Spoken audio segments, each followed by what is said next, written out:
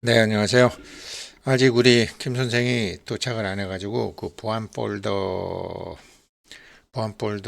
하는 거는 뭐 아, 오후에 저녁에 올리든지 하고, 지금 이제 파이코인이 상장이 되고 나서 채굴을 안 하시던 분들이 채굴을 다시 하시는 분들도 계시고, 이제 매수하시려는 분도 계시는데, 이제 매수를 하셔서 뭐 파이코인 하셔갖고 지갑으로 만드는 거 하시면 괜찮죠. 음, 그래서 그런데 보니까 지금 이제 파이코인이 서서히 세상에 알려지기 시작하죠. 찰리 먼거라고 이제 뭐 아시는 분들, 젊은 사람들은 많이 알겠지만, 워렌 버핏하고 찰리 먼거 두 분이 다 살아계셨으면 101세신가요? 찰리 먼거가 2013년도 11월 달에 돌아가셨죠. 99세에 돌아가셨죠. 99세까지 투자했죠. 저는 오늘 뭐 이 사람을 욕하거나 뭐 그럴 건 아닌데, 음, 하이코인의 가격 흐름을 어떻게 봐야 되는 건지, 좀 이런 분들은 정말 대단하신 분들이잖아요. 정말 현인이죠. 그러니까 이런 분들이 어느 시점에 어떻게 얘기하는지를 알고 계시면 되고, 또 이런 분들이 세상에 새로 어떤 제품이 나왔을 때 어떤 시각으로 보는가. 찰리 먼거 같으신 분이라면 파이코인을 어떻게 보았을까? 워렌 버핏도 그렇게 보겠죠. 그러니까 사람들은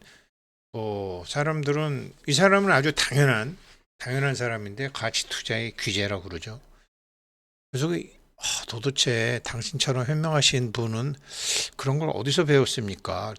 나 할아버지한테 배웠어요. 그 할아버지 할머니나 그냥 인생에서 배운 여러 가지 요령들이 있다. 인생에서 배운 여러 가지 요령들이 있다. 물론 그게 쉽진 않다. 가령 내가 어렸을 때 내가 수영을 하면 우리 할아버지 맨날 그랬다. 네가 가고 싶은 데 가. 가고 싶은 데까지 멀리 헤엄쳐. 근데 해변가에서 너무 멀리 가지는 마. 그래서 돌아올 수 있어야 된다. 어떻게 보면 말이 안 되는 소리 같기도 하잖아요. 네가 가고 싶은 데까지 가. 그러나 해변가에서 너무 멀지는 마. 이렇게 되는 거죠. 그런 말들이 자기는 어, 투자를 했으면 회수를 할 수 있어야 되는데 투자했다가 날리면 안 되는 거잖아요. 그리고 자기가 수영해서 가면 갔다가 힘이 빠질 때까지 가면 못 돌아오잖아요. 돌아올 힘은 있어야 되는 거잖아요. 그런 거 그냥 할아버지한테 배웠다. 들어갈 때와 나올 때. 그리고 이제 또 하나 배운 거는 이게 이제 파이코인하고 제가 이 양반하고 파이코인하고 그 관련을 지어서 생각한 게 있는데, 이 사람의 생각은 역발상이거든요. 항상 역발상이에요. 일반 사람들하고 똑같은 시각으로 보지 않는다라는 거죠. 3차원으로 봐야 된다라는 거죠. 근데 사람들은 다 2차원으로 보니까 이거 올라요, 안 올라요? 이런 식으로만 보니까 이거 언제 올라요? 사야 돼요, 말아야 돼요? 이분 그러죠. 하느님이 우리한테 3차원의 세상을 만들었는데 사람들은 2차원으로 살더라. 그럼 지금 이거 해야 돼요, 말아야 돼요? 이런 식으로밖에 생각을 못 하더라. 그러니 사실 돈 벌기 굉장히 쉬웠다. 이런 거는 할아버지한테 다 배웠다. 사람들하고 다르게 역발상하면 된다. 역직관이라는 말을 많이 쓰는 사람이 바로 직관. 사람들은 2차원으로 세상을 사는 주제에 자기 직관까지 믿어요. 육감도 느낌이 좋대나? 파이코인 느낌적인 느낌이 좋대나? 아니라는 거죠, 이분은. 파이코 팀은.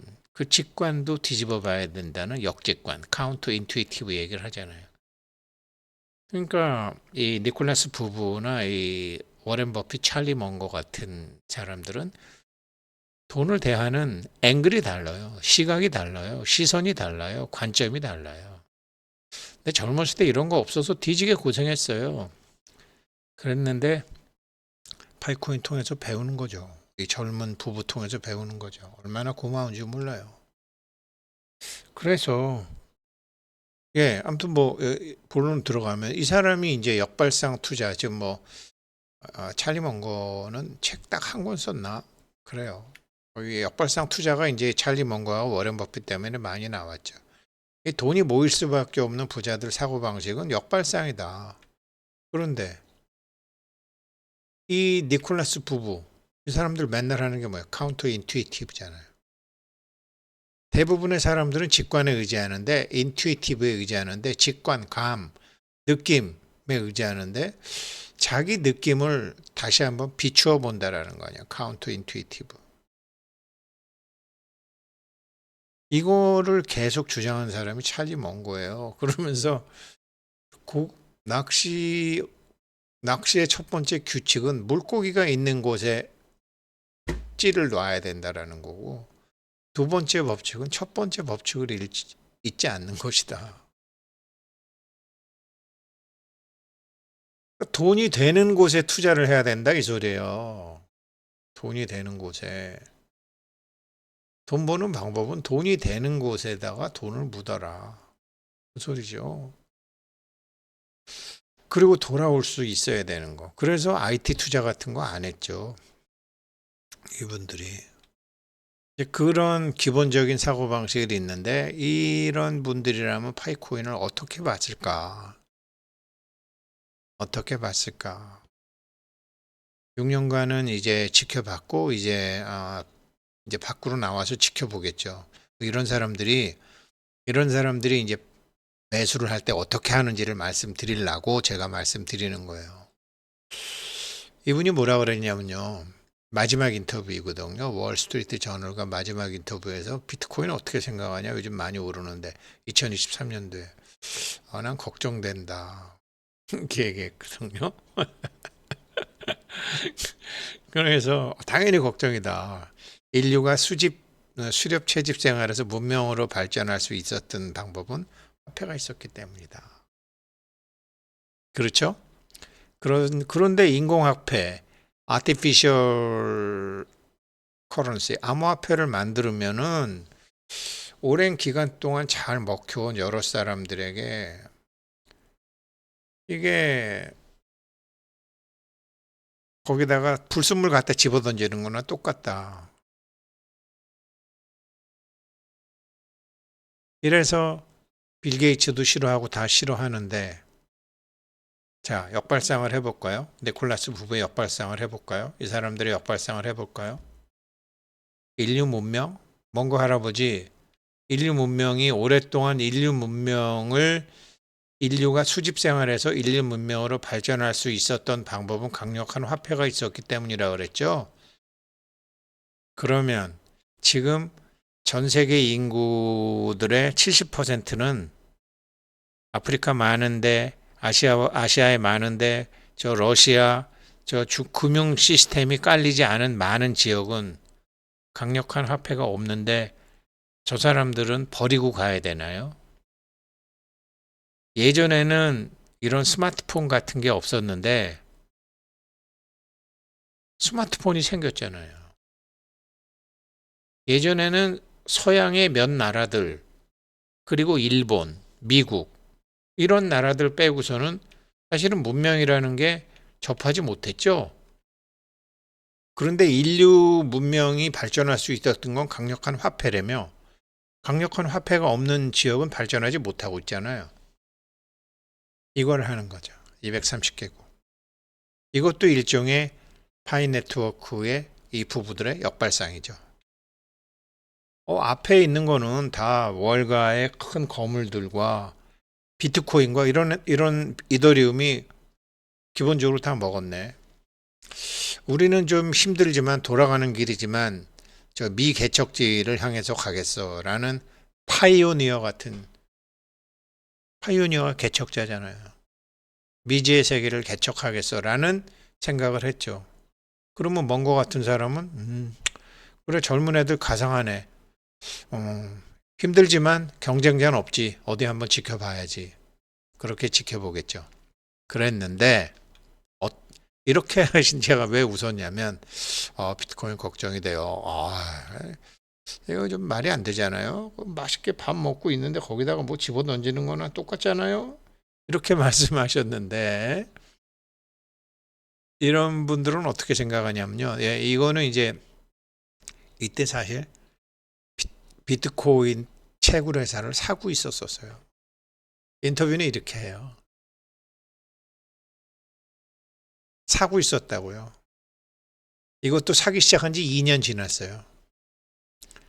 언제까지 공지 안 하고 사도 되는 기간이 있는데 2024년 3월 말일까지 12월 4개월 후까지 공지를 안 하고 암호화폐 투자를 하고 있었어요. 그러면서 비트코인 급등 걱정한다고 이렇게 얘기하는 거예요. 지금 파이코인도 지금 남들 안 살 때 사는 거예요. 남들 안 살 때. 떨어질 때 사는 거예요. 그래서 이제 근데 이제 이런 분들은 어떻게 걱정하냐면 그 파이코인을 어떻게 그러니까 제가 제목이 이거잖아요. 찰리 먼거라면 파이코인을 어떻게 보았을까? 어떻게 보냐면요. 쭉 이제 이런 뭐 그래 230개국에서 10억 핸드폰 채굴 금융 시스템이 없는 데까지 해서 그 변동 환율 없이 이렇게 단일 물가를 지향하는 보조 화폐로서 화폐 이중 구조의 보조 화폐로서 세상이 스마트폰이 보급이 많이 됐으니까 좋으네. 되겠어. 이렇게 본다고 해도 이렇게 생각하는. 어떻게 하면 저 파이코인을 망하게 할 수 있을까라고 생각한다라는. 이 찰리 먼거가 공군에서 있었는데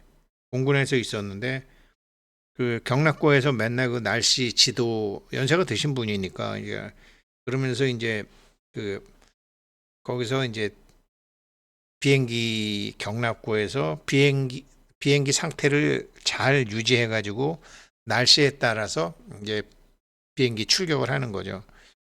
어떻게 하면은 비행기보다 더 중요한 게 조종사잖아요. 비행기 조종사 한 명 키우는 게 돈이 막 수십억이 들잖아요. 굉장히 오랜 세월이 걸리고 비행기는 몇 년이면 뚝딱 만들 수 있지만 그러니까 조종사가 굉장히 중요하죠. 공군에 있으면서 자기가 생각한 거는 어떻게 하면 조종사를 지킬 수 있을까를 생각한 게 아니라 어떻게 하면 저 조종사를 죽일 수 있을지 역발상을 했다라는 거죠. 그랬더니 딱 두 가지가 있으면 죽겠구만. 비행기를 차게 두는 거. 비행기가 차면 이게 뭐 기기 같은 게 많이 고장이 나나 봐요. 옛날에. 그리고 기기판을 망가뜨리면 기기판을 엉망으로 만들면 요번에도 왜 우리나라 어디 오폭 사건이 나가지고 민간인도 죽고 군인도 죽었잖아요. 좌표 잘못 설정해서 기기가 잘못 설정이 되면. 그러니까 어떻게 하면 조종사를 죽일 수 있을까를 생각하면 조종사를 살릴 수 있다라는 거죠. 그런 걸 그렇게 거꾸로 사람들이 자기한테 묻는데요. 어떻게 하면 저 인도 같은 나라, 저 골 때리는 나라, 저 14억, 15억이 되는데 저런 나라들은 어떻게 하면 저 미국이나 이렇게 잘 살게 할 수 있어요? 거기에 대해서 답을 내는 교수들은 굉장히 많다라는 거죠. 근데 교수들이 내놓은 답은 거기에 실제로 현장에 하나도 안 맞는다라는. 그럼 어떻게 생각하느냐? 어떻게 하면 저 인도를 망하게 할 수 있을까? 그것만 안 하면 된다라는 거죠. 그래서 똑같이 파이코인에 어떻게 하면 파이코인을 망하게 할 수 있을까? 파이코인을 망하게 하는 방법은 뭐죠? 파이코인을 망하게 하는 방법은 자, 그럼 두 번째. 어떻게 하면 비트코인을 망하게 할 수 있을까? 암호가 풀리게 하면 망하죠. 그렇죠? 그래서 양자 컴퓨터가 나오면 비트코인 망할 수도 있다. 암호화폐가 망할 수 있다. 이렇게 나오는 거죠. 어떻게 하면 이더리움 코인을 망하게 할 수 있을까? 그렇죠? 이더리움 기반에 이게 요번에도 저기 이더리움 기반 해킹되고 나니까 야 이거 문제가 있네 이렇게 되는 거예요. 이렇게 생각한다라는 거예요. 파이코인을 어떻게 하면 망하게 할 수 있을까? 이거 망하게 하기 힘들겠는데? 이거 비트코인 망하게 하기 힘들겠는데? 이더리움 망하게 하기 힘들겠는데? 그러면 산다라는 거죠. 그렇게 역발상을 한다라는 거죠. 이게 찰리머, 이게 역발상이고 이게 카운터 인투이티브라는 거죠. 3월 14일 날 다 뭐 바이낸스니 뭐니 해서 그런 호재가 나올 줄 알았는데 전혀 엉뚱한 거를 내놨다라는 거죠. 역발상이죠. 사람들의 기대와 거꾸로 간다라는 거죠. 이 그레이스 피리어드를 작년 2월 30일에서 연장 안 할 줄 알았더니 3월 14일로 또 연장했다라는 거죠. 계속 참 파이오니어들 김세계 하는 데는 아주 특별한 재주를 갖고 있는 부부죠. 그렇지만 왜 그러느냐? 역발상이라는 거죠. 그래가지고 지금은 그래서 이 파이코인 가격이 3월 14일 이후에 올라가는 게 아니라 지금 이렇게 내려가고 있는 거죠. 누르고 있는 거죠.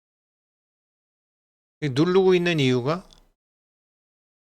지금 이제 21일까지 그 파이 결제 매장에서 교환 가격이 좀 일정하게 하기 위해서 한 것일 수도 있고, 어떤 기업들이나 이런 파이 도메인을 하고 하는 사람들이 싼 가격에 지금 물량 확보할 수 있는 기간을 주기도 하는 거죠. 그래서 통화 개입을 해서 올라가면 누르고 어느 정도 떨어지면 닫히고 하는 일을 계속 한다라는 거죠. 밴드를.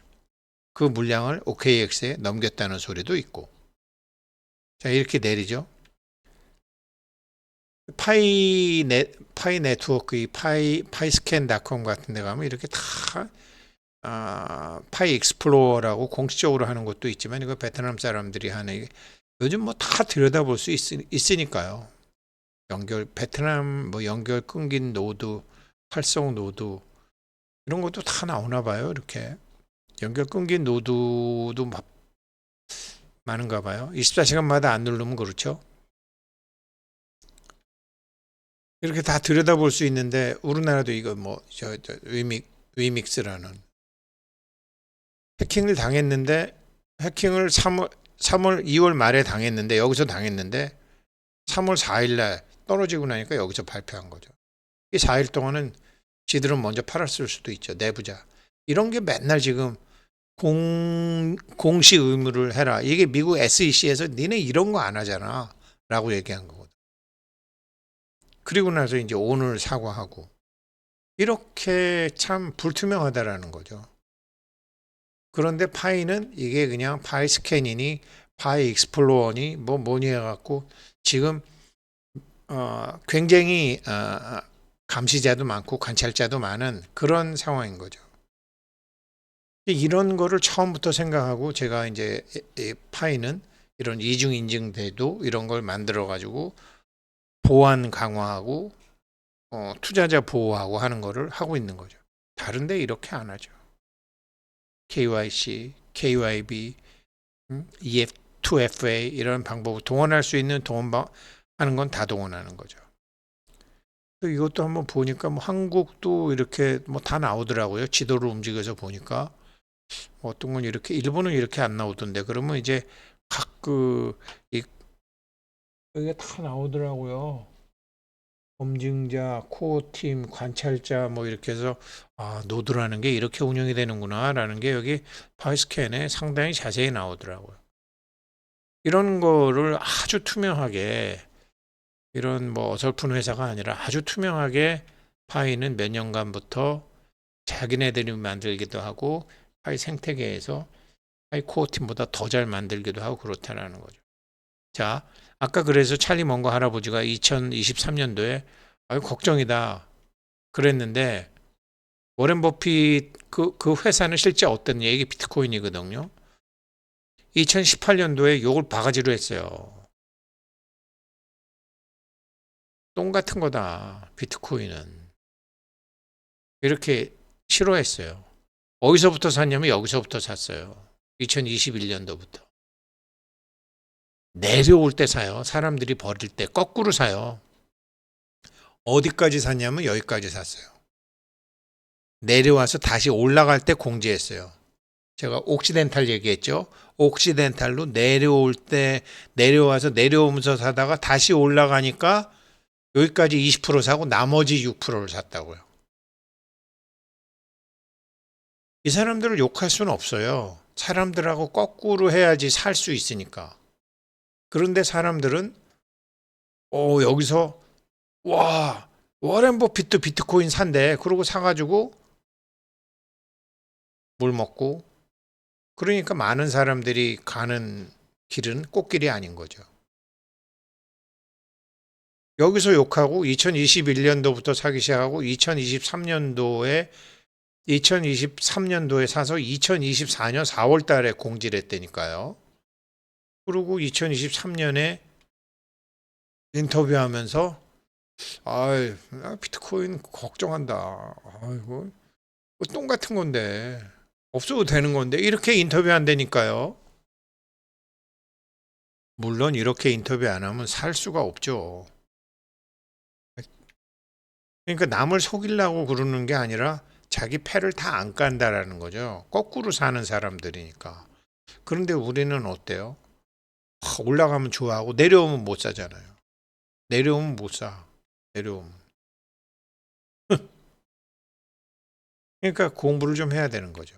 그래서 저도 이제 그래서 제가 이제 그런 투자 영상 같은 것도 만들고 하는 건데 세상은 전부 이렇다. 옆에 있는 사람 따라서 하고 유튜브 따라서 하고 하면 큰일 난다. 다 물린다. 가상화폐 투자 안 한다고 그렇게 2018년도에 난리 지기고 하다가 2024년 3월 달에 샀다니까요. 이렇게. 이때 와서 얘기하는 거예요. 그래가지고 여기서 2021년도부터 샀다는 거 아니에요. 2018년도에 욕하다가 2021년도부터 사다가 2023년도에 관심 있다라고 얘기하고 2024년도에 공지를 하는 거죠. 이렇게 된다라는 거죠. 개똥 같은 것이다라고 해도 2018년 그런 거 안 해. 2021년 매수 시작. 2023년 저 사실 샀어요. 2024년 물린 사람들이 급해진 거죠. 왜? 2025년 1월 되니까 워렌 버핏도 왔다.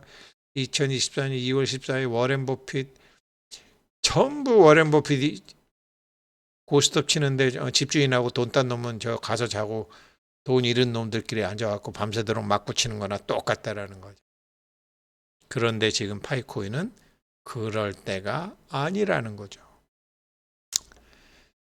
그래서 채굴하셨던 분, 북한처럼 채굴하는 대신 해킹하겠다라는 도둑놈이 파이코인도 득실득실해서 제가 이거를 좀 영상을 만들어 올리려고 그러는데 첫 번째는 어제 했고 요거를 좀 자세히 보안 구절하는 거 김 선생하고 마지막으로 좀 짚어보고 오늘 밤이라도 영상 올리도록 하겠습니다. 감사합니다.